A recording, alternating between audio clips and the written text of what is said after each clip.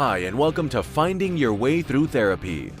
The goal of this podcast is to demystify therapy, what can happen in therapy, and the wide array of conversations you can have in and about therapy.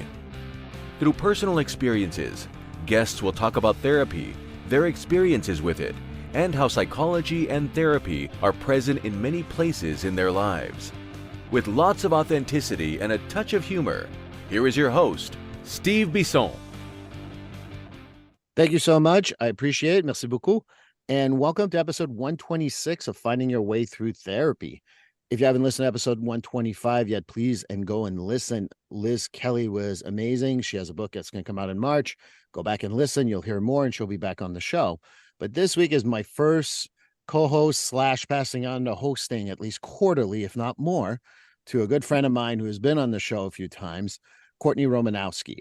Courtney is someone that I consider a true friend who has been through the thick and thin of a partial hospital with me and an IOP, and that's an intensive outpatient program. I was somehow her supervisor. I don't know how that happened. But Courtney's someone who has, I always thought she would be bringing a new dynamic to Finding Your Way Through Therapy. And she's like, I wonder if I can co-host. I'm like, when do we record? So she came on right like as soon as I could, and she was like, my nerves. I'm like, no nerves. It's just me, you, and guests. Who cares? So Courtney Romanowski, who will be your full host a few times a year, welcome to Finding Your Way Through Therapy, and welcome as a host. Thank you, Steve. Very nervous and excited to be here. Nothing to be nervous about. No, it's just the three of us, and not listeners or people watching this video at all. But it's fine. No, it's very exciting. And I appreciate your support and willingness to let me give this a try. And just hope I do right by you and the podcast and your audience and everybody. So thank you again. Good news, I can't fire you. So. Yeah, and if this doesn't go well, then it's all your fault because it was your idea. I did not train you properly. That's what I will say. No, exactly. Poor supervision. So who's here today, Courtney?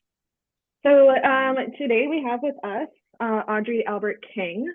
Audrey is a licensed mental health counselor, board certified dance movement therapist, and certified movement analyst. She considers herself a body-centered psychotherapist in private practice. Just going to share.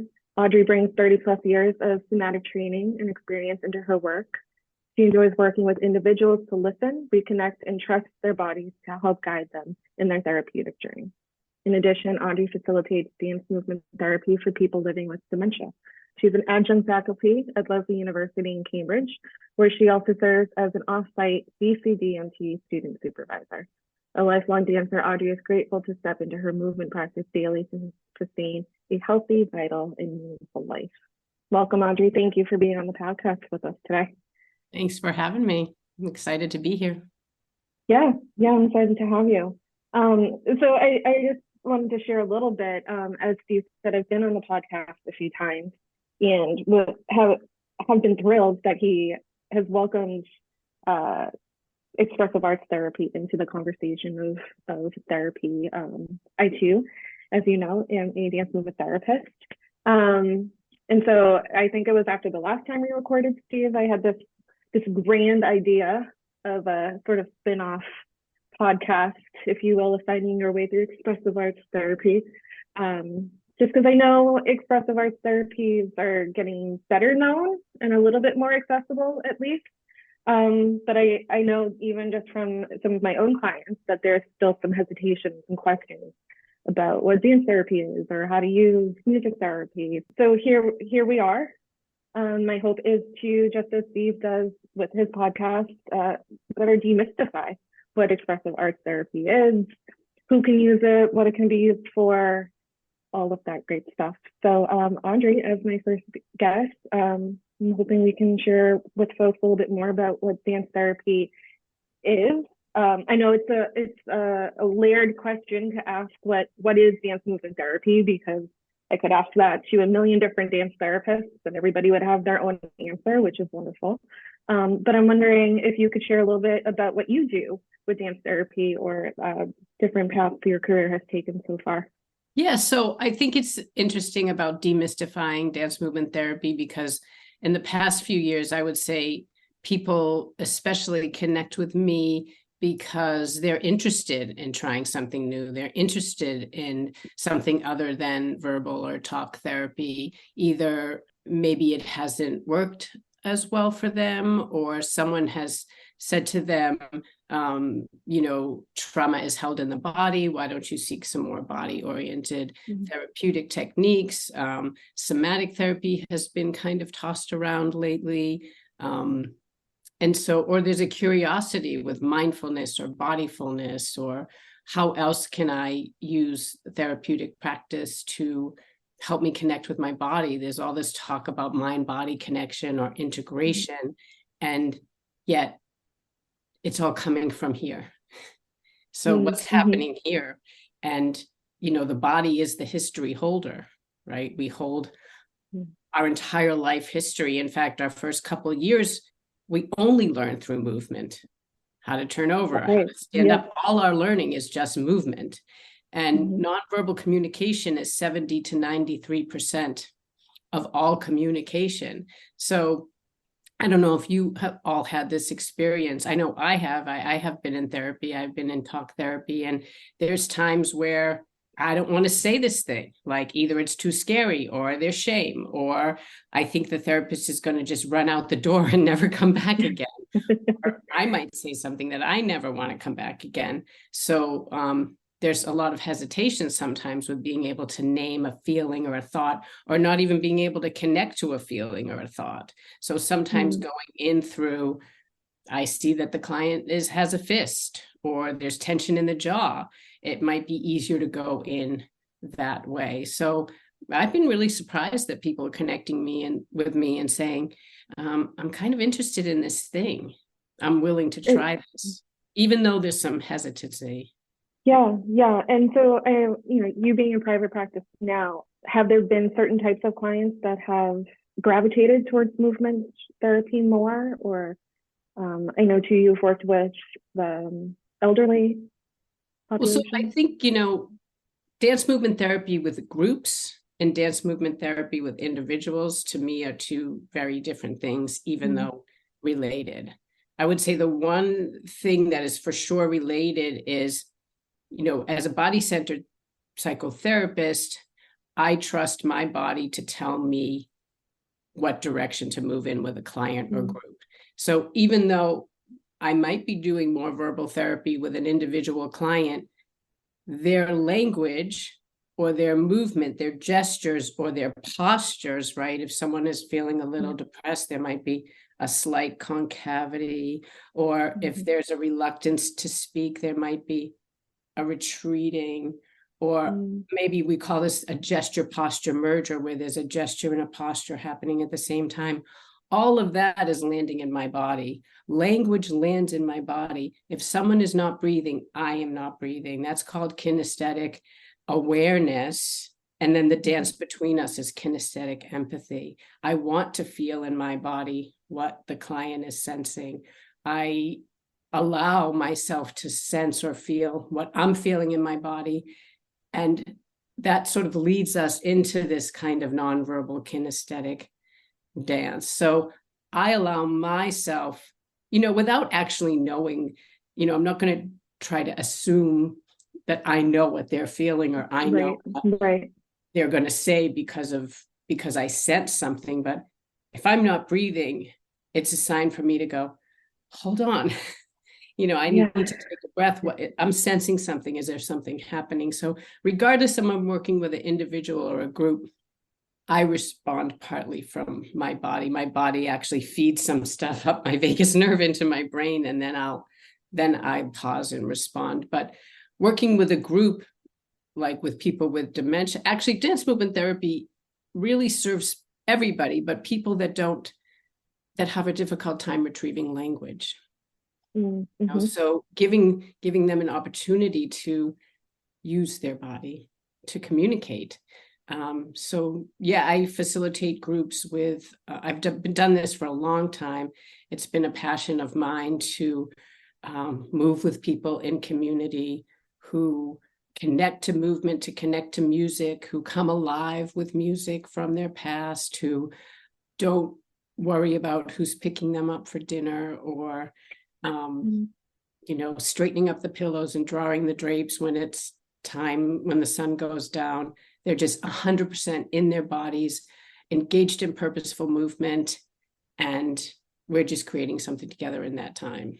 And they're socially connecting and not isolating. So, well, that's what was just coming to mind for me is, I too sense there's a lot of loneliness with the people that I talk with. It is great when, and I'll speak for myself, when I can connect with somebody verbally and feel understood, but it's totally different to connect with movement and be, like you said, in a dance with somebody, whether it's dancing, or just in a more physical conversation.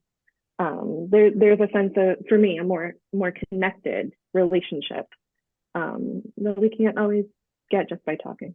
Yeah, and my hope, I think when you said that, right, my hope is that I think for me, a lot of clients, especially trauma, there's this idea for me, like all the words come to mind when I talk about dance therapy. It's like reclaiming, reconnecting, renewing, all those words. And reclaiming feels very important, especially with disassociation and doing what we need to do to stay safe in the moment, re-embody, so if there's a movement dialogue or a dancing dialogue in the body, this idea of reclaiming a relationship with the body through creating a relationship with the therapist, that's intriguing to me. That's something that I look forward to creating in the therapeutic relationship, or the therapeutic movement relationship. Yeah. And something that, so you offer these groups for people with dementia, and then in your private practice with your individual clients.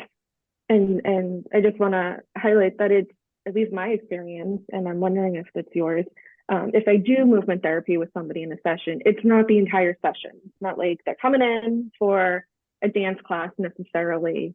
It doesn't have to be dance as we see on TV or in shows. It can just be this breathing, sensing, like you were saying, posture, gesture, exploration, as well as talking, maybe. And then there may be sessions where it is more movement based. But what, and again, I know it's a layered question, but what if I were to come to you as an individual client for my first movement session? How could you introduce me to movement therapy? Well, usually in the consultation, my style, or what theories I use, or what has worked for them in the past, what hasn't worked for them, the conversation will come up that we might engage in. It is an invitation only modality. And, I can see right away how people are relating to that invitation on a body level, on a facial gesture level. But, for me, it's really subtle. I mean, there are some times where a client will come in and they'll ask for some music, like they just want to like drop it and, just take a minute, like, that's kind of fun. We'll rock out. Or sometimes, people just need like, just like a moment to drop into the body or breath practice. But I try really, my hand goes to my heart. I might take a breath. I am a body-centered person. I might need to ground. They might see me put my feet on the floor and find my sit bones, and and I might invite them to just maybe put your hand on your heart or press, soften here. I might close my eyes, invite them to close their eyes. So I'm already very body centered in my own way of being a therapist. So that creates a familiar, possibly, I don't like to say safe space. One of my students 2 summers ago brought in a comfort space, and I really like that. Oh, I love that. Comfort space. And, so, and then again, I try to pick up on, I notice there's a fist, or is it okay if I make a fist, or if that fist could talk. So it's not, it's a subtle process of inviting the body into the session. And Like, yeah, and if it's not comfortable for the client, we don't go there, but I'm still very much engaged in my body and yeah, working toward integration, and also working toward integration for them somatically. yeah, I loved what you said, the invitation of welcoming movement into the session as Yeah, opposed and to also this is what we're doing. Yeah, and trying to create a sense of like what's happening under the interoceptive sense, like what's happening in your body. Like, can you sense, because that sense of everything under the skin, what's happening in the body, is something that some people might really not have cultivated in a long time. And I don't know if you all can, but I can't think of a mental health diagnosis that doesn't have a somatic component, or any symptoms that occur in the body. Right, absolutely. So being aware of, what does anxiety feel like for you in the body? And then, my hope is to help co-regulate people's nervous systems also in the session. I feel that that's really helpful, so that people can learn to help regulate, so it doesn't feel as scary to talk about trauma. Can I interject here for a second? Sure. One of the things I like to do is educate people. Yeah. So I love co-regulate, and I love that word, and I've used it myself. But for those of us who are not familiar with co-regulate, what does that mean? Just, well, in terms of education, really helping people to understand that, first of all, what's happening in their body is totally normal, and that their autonomic nervous system is really trying to protect them, right? So I often use polyvagal theory. I think it's really easy for people to understand that, they go into something we call mobilization, which is the beginning of threat, where they want to run, and then going into sort of dorsal vagal shutdown modes of what their body needs to do to protect themselves, and how to what interventions are going to work to help them get back sort of online. And for me personally, and I think there's a place for cognitive behavioral therapy, and there's embodied cognitive behavioral therapy, and I think it does work, and reframing is really, really helpful. But in those moments, using touch to, release endorphins and oxytocin to counteract the cortisol and the adrenaline, using certain methods from polyvagal. Amber Gray, I'm a big fan of Amber Gray's work. She is a polyvagal informed dance movement therapist. Sensory motor, Peter Levine's work, he has all these under, over here, pressing here, a lot of breath techniques that massage the vagus nerve. For me, they help regulate my nervous system a little bit quicker, in addition to reframing. And which is available for not just folks who have experienced trauma, right, but for anyone, any one of us. Social anxiety, thoughts that are intrusive and uncomfortable. I've had a few of my own clients who have tried to negate their own trauma because it isn't what trauma is. I haven't been to war, I haven't experienced abuse, but your trauma is in the body, right? You're experiencing it. It's just a little side thing, but really, even with depressive symptoms, like you said, there is no diagnosis really, and not that we always have to work off of diagnoses, but our body is so much a part of our health, our mental health, our emotional health. So it does at least make sense to us, and hopefully we are helping to spread the word a little bit more that movement, body-centered therapy is valuable. And Courtney, when you just said movement, I for me, moving stuck stuff out of the body is really important. Yeah. Yeah. Moving it through, even if the emotion comes back instantaneously, we understand we can move it through. Right. Mm-hmm. And that's where, for me, the dynamics of movement and my movement practice every day is essential. And it doesn't mean that it has to be like, happy movement. It can be like, I hug muscle to bone, and that feels like, grief or whatever, but I'm moving it through. I don't necessarily have to know what's happening. I'm just moving it through, or I'm getting it out. And so that's why I engage in a NIA technique. That practice is every day. I move all emotions and dynamics like through my body, and they might, like I said, like thoughts, right? That you have them, you name them, however you do it. I like to attach mine to that helicopter, like that has that tagline that says like, clam bake or all you can eat or whatever. And you kind of watch it go across the beach, and then it will come back through, or the clouds, or however. For me, I like to just move it out of my body.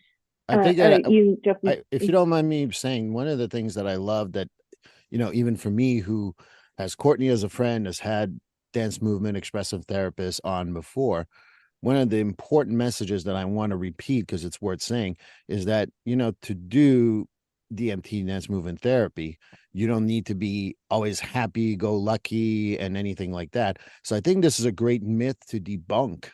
And I wanted to throw that out because I thought that was a very, very important part, is that it doesn't have to be happy. It can be other stuff just to get it out. Like you said, squeezing the muscle and releasing it is such a great thing for most people to do. So sorry to intervene again, but just wanted to mention that for the... Steve, what you say is so important, because I would not, I'm not, that's a fleeting emotion for me sometimes. So, that is really important, And actually that, sorry, Audrey. No, keep going.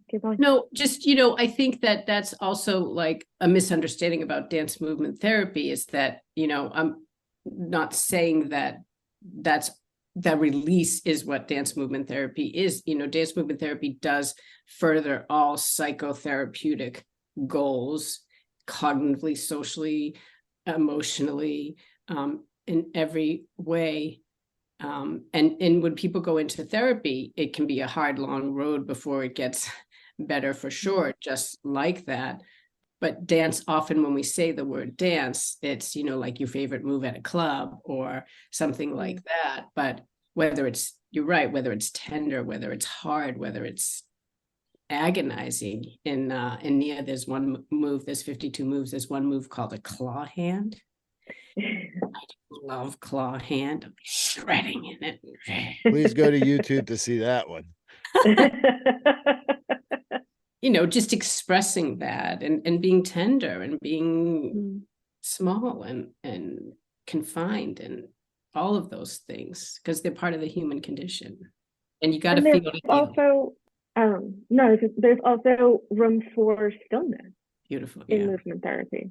And that's an important aspect too to explore, because as we learned as dance movement therapists, even with stillness, there is movement. So we can't disqualify practicing that and being with somebody to explore that stillness. Yeah, that brings up the felt sense, which is that interoception, that really important sense that we don't really learn about, is the felt sense of stillness, which brings up tolerating, which is such an important, whether you look at DBT or whatever that is can I tolerate, when we're still, thoughts come in. And that's one of the reasons why people are moving and busy and still. There's a psychotherapist in New York City. Her name is Lori Lynn Meter, and I was attending a workshop with her. And one of the things she said is, can I be with myself and can I be with you? And can we just be still? And that's part of that therapeutic relationship, is, can I just be still with you? Can I be in my body while you are in your body? And can we just hold that space? So just, another maybe debunking, as Steve said, of like, it's not always about moving. But that reconnection, to use the rewords again, that reconnecting with the body, with the self, and that tolerating of what's going on. Because the wonderful thing that comes from the felt sense is there an image in the body for this sense or this whatever is happening when you are still? Is there an image that we can work with that comes out of the body? Imagery is so rich to work with, because in dance movement therapy, we're looking to derive meaning from the movement, or meaning from anything that's happening in the body, almost like decoding. And again, I want to throw out to folks, in case there's maybe still some questions. It's not about, we hear, or at least me as a dancer have heard be a tree in modern dance, right? Like we're not doing that type of image work, but really what's coming up for you. You would lose me right away if you told me to be a tree. What would you like to be, Steve? Would you like to be I'm still learning. Give me a chance. Okay. But again, just I don't know, for me it feels important that folks aren't thinking dance class, or even yes, yoga can be pulled in, or whatever the practitioner's background is can be brought in to the session, but it is more about, like Audrey is saying, a better understanding and putting what did you say, decoding, Audrey? Decoding, being a detective, like what can the body is the history holder, right, of our entire life. So the body holds the truth when the brain doesn't always.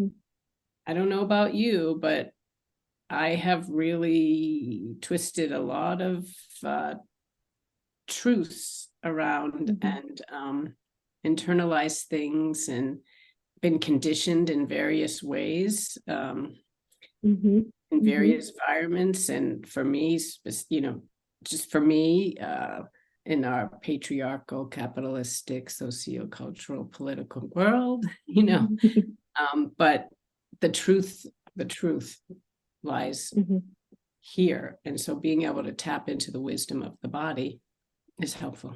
Yeah. And that carries outside of the session too. Some of my own clients have known, a couple days after we met, I noticed this in my body, and I was able to breathe a little bit more, or stand up a little bit taller. And even if they're and then the next day was crap, there was still this moment of recognizing a change, or just a more awareness, or an ability to take care of oneself. Yeah, or the pattern. The pattern. I felt choked when this happened and I wanted to speak. I felt choked. I noticed I had to go in the other room and shake my hands, or I noticed this, I noticed that. Because in my experience, I'm not wanting to rid some of these things that I don't see anything as necessarily a problem unless it really interferes with functioning. I want to integrate it. Can you say more about that integrating part? Well, for example, stimming, working with parents, that is a necessary behavior as far as I'm concerned. Can you just what is that? For the hand movements, in order to cope with a task or an environment, leg shaking, things like that. I think are really important. They help with coping. Yeah, oftentimes they're seen as something that needs to be stopped, whereas you're talking about integrating it and using it. I just want to go back a bit. You mentioned Nia, which I know is a big part of your life, but can you share a little bit of what Nia is and how you use it for yourself? It's a life practice. It's actually 40 years old today. It was founded by Debbie. Happy birthday. It's a global practice. It's a technique. There's like codified moves, but it's not really about learning the moves. It's about sensing in your body. So it's not about getting them right. There are like base moves, core moves, upper extremity moves. And as an older mover, what I'm appreciating is they're really like based on the body's way. So when you take a step forward, you lead with the heel. When you take a step back, you are on the ball of the foot. When you step to the side, you're on the whole foot. So it really works off the intelligence of the body's way. So for me, I dance every day. I have not been injured. I also, I step into the practice. The cycle one is a step in, and I just say, hello, body. Like, what do you have to tell me today? It's, you get invitations from the instructor, spiritual realm, emotional, physical, cognitive imagery, and you find out what's happening inside, and you get to express yourself. And again, the teacher might be doing something, and I might sense something in my body, and I'll do it my way. And I It feel really great is. afterwards. Yeah, it really is wonderful. I've taken a few classes with you, and it's fun and, like you said, expressive. I felt a lot of release for myself and strength that I haven't, not just physical strength, but emotional strength that I hadn't felt in a while. So it really is a wonderful experience. And yet you don't different have to know how to dance. Right. Yes. And yet different from what a dance therapy session or whatever you want to, is, right? So there's yet still very important. Yeah. More therapeutic. More therapeutic. And so, there's, we are inviting folks to learn more about dance therapy in a therapy session. There are other ways to experience therapeutic movement in one's life, though. Right. And, cultural dance is healing, and community dance, dance is the oldest healing art, oldest way of healing. And even, Steve, I remember you mentioning and I know this for a fact because we're in the office together a couple of days a week, walking with someone can also be extremely therapeutic and valuable. Right. And I definitely do that with a lot of my clients, and they find it a lot more stimulating to be outside the office instead of inside. And, I want to just go back on one single thing, and I'm just interrupting here and there. Yeah, one of the things I remind people is that you can go to, there's a tribe out, it's an island off of India, who's never been contacted by the westernized culture. They have dance and they have music. You go to any urban area, whatever urban area you want to talk about across the world, they have music and they have dance. And I kind of remind people that that's the basic stuff for even communication, for letting go. And there's a lot of therapeutic value into that. So just want to throw in my little part of this conversation. Well, you're right. Healing is best done in community, right? Community is the antidote for all that ails you, really. Isolation increases any illness, right? Any community is the antidote. And being in community and moving to rhythm is cohesive. Rhythm is going to unite. And I think that we are not meant to grieve alone. We are not meant to go through any of these things alone. And healing in community, that's what ritual is for, right? And ceremony and marking passage. And, the first thing we ever hear or sense in our own bodies is heartbeat, which is rhythmic, right? So being in rhythm and dancing, it's very primal. Yeah, it's the most natural thing really for all of us. And it saddens me that we've lost that. It's more easy or common for a lot of us to be alone. Like I was saying earlier about loneliness being such an epidemic right now. And walking with a client, walking in general, the definition of movement is change. And therapy is about change. Therapy is about transformation. And I also think that when you talk about that, sorry to interrupt again. No problem. I think that when you talk about loneliness, what I hear from people anyway is, well, I'm an introvert. I need to be alone. And I say, well, singularly being alone is wrong. Singularly just spending time with other people is also wrong. It's kind of some people need more people, some people need less. So isolation is sometimes excused as I'm an introvert. And I kind of remind people that you can be an introvert. I'm an introvert. Most people don't believe me, but I truly am an introvert. But, I do go see people. I do talk in groups and I do enjoy that. But I know I need to resource myself after that. So it's important to think about community as part of who we are and as a whole, and not just going community or isolation and finding the middle. Sorry to put in my CBT a little bit here, but. No, I mean, how dare you, Steve? In movement analysis, we have a theme called exertion recuperation. When DBT, it's opposite action, right? So, and again, there is a spectrum, right? You're right. It's not all or nothing. Yes, we need that dance, that change, that movement to really take care of ourselves. So, Audrey, would you mind if I ask if you have used DMT for yourself? If movement therapy has been part of your experience? Yeah, it sure has. Yeah, I don't know. I'm not really sure where I would be without it.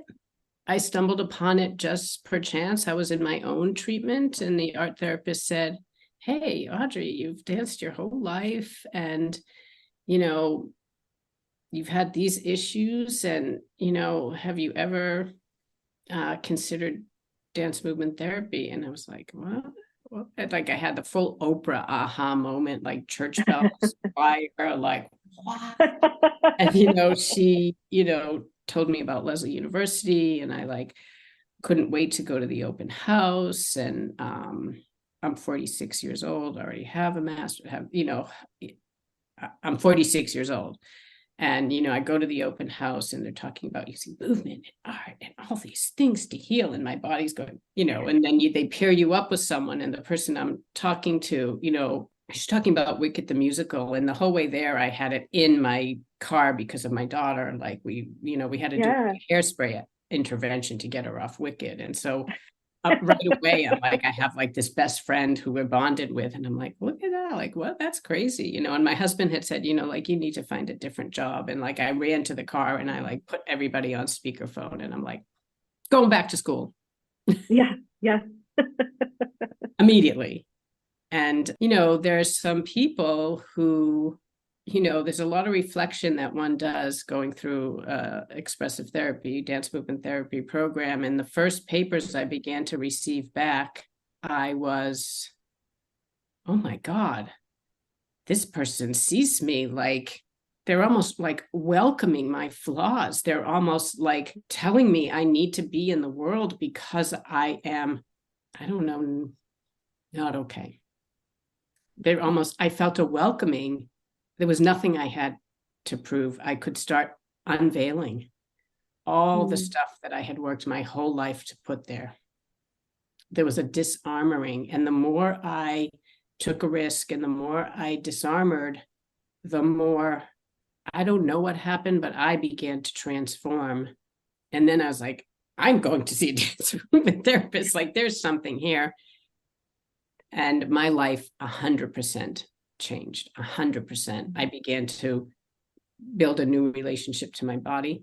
There was something called self-compassion that before any of the buzz self-compassion stuff came out, there was a forgiving of myself. There was, this critic can actually be quieted.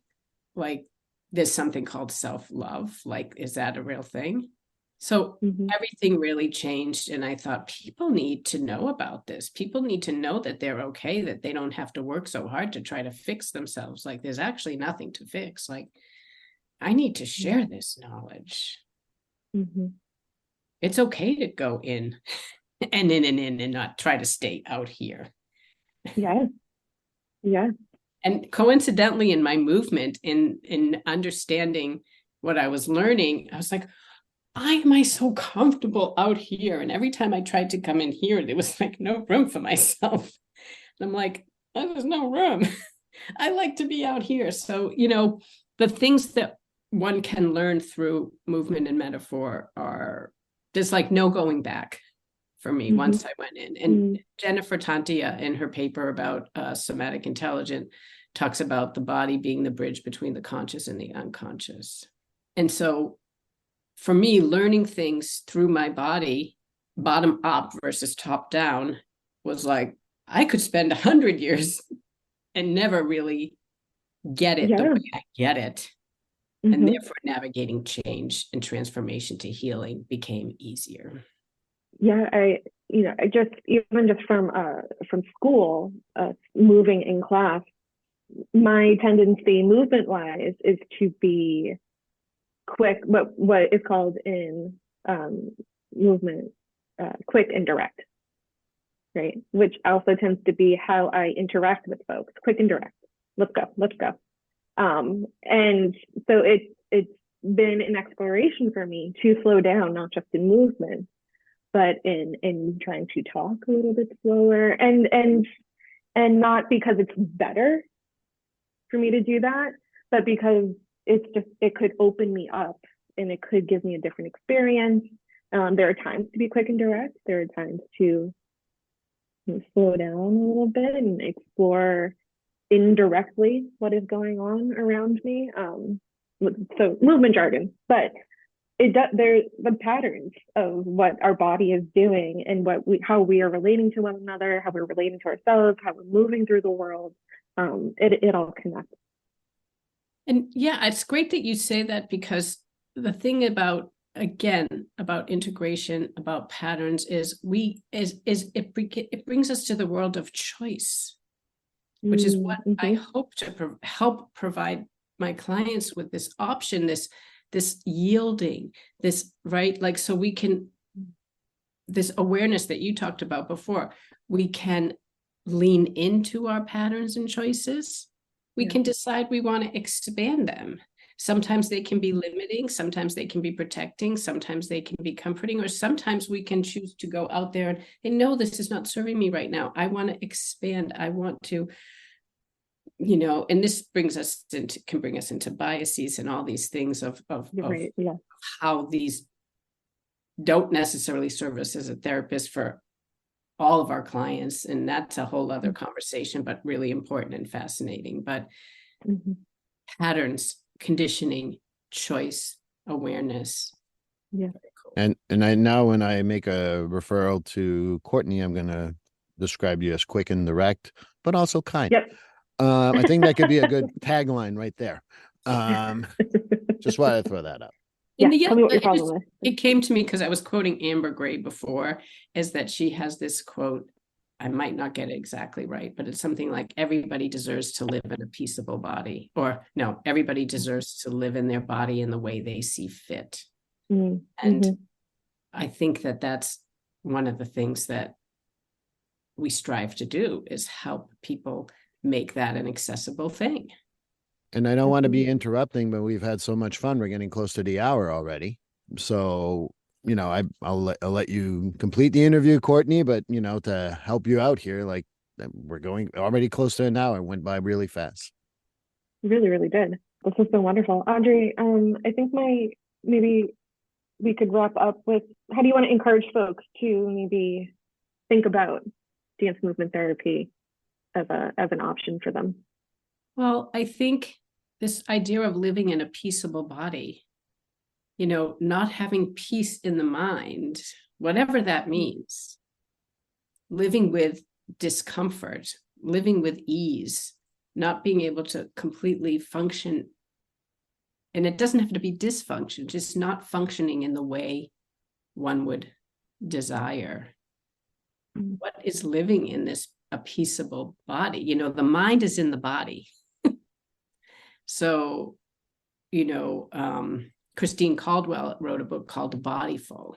This idea of bodyful versus mindful, dare I say? I don't know what I'm creating out in terms of people outside what she's saying, but this idea of being bodyful, this idea of creating relationship with the body and living peaceably with oneself cannot be done from here. If there's an interest in, oh, this is a yucky feeling in my body, or my heart's racing, or I want to retreat, I want to hide, I don't want to be in this situation, or every time I go to say this happens in my body. Be curious. There's nothing wrong. There's nothing to fix, but be curious about these things. It's, you know, the body can be a scary place for a lot of us, but curiosity helps. Wonderful invitation to send to folks. And there is a website, the American Dance Therapy Association, adta.org, I believe, that has a database if folks want to look up their nearest dance movement therapist. And there are also videos as to what DMT is and other resources on the website. Audrey, is there a way for folks to reach you if they're interested? I mean, they can also put in dance movement therapy and psychology today too, which is important. I'm at info@audreyalbertking.com. Wonderful. Wonderful. Thank you again very, very much. I always love talking with you. A lot of great info. Hopefully we are on our way to demystifying dance movement therapy and the other expressive modalities. Okay, first episode of a guest host down. Thank you very, very much. Feeling lighter today already. Well, I want to thank you, Audrey, and Courtney. You did a wonderful job. So I can't wait to have you do this all on your own and me not interrupting constantly. Thank you so much, Audrey. And, you know, hopefully people will go and reach out, and, you know, the education was so important for everyone. So this completes episode 126 of Finding Your Way Through Therapy. For episode 127, we are going to have Hayden Duggan, who is the director of On-Site, which is a place in Massachusetts to help firefighter, police, EMTs, paramedics to get treatment in a intensive outpatient format, which is really beneficial. And I hope you join me then. Please like, subscribe, and follow this podcast on your favorite platform. A glowing review is always helpful. And as a reminder, this podcast is for informational, educational, and entertainment purposes only. If you're struggling with a mental health or substance abuse issue, please reach out to a professional counselor for consultation. If you are in a mental health crisis, call 988 for assistance. This number is available in the United States.